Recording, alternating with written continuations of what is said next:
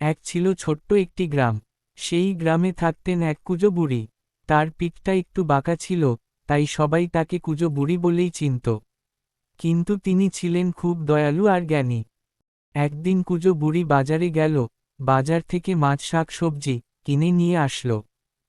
গ্রামের পথ দিয়ে হাঁটতে হাঁটতে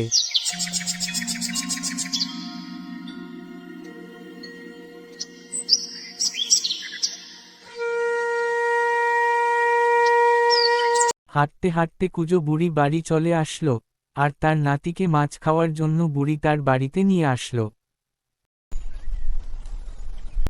খেয়ে দিয়ে কুঁজো বুড়ি ও তার নাতি গল্প শুরু করলো। মাঠে মাঠে রোদ ঝরে, ঘামে ভেজা গায়ে সোনার ফসল ফলায় যে, সে তো কৃষক ভাই। ভোরের আলো ফুটতেই সে যায় লাঙ্গল কাঁধে, মাটির সাথে জীবন তার সুখ দুঃখের বাঁধে। ধানের শীষে হাসি ফোটে তারই পরিশ্রমে, সবুজ খেতে স্বপ্ন বনে নীরব আপন মনে।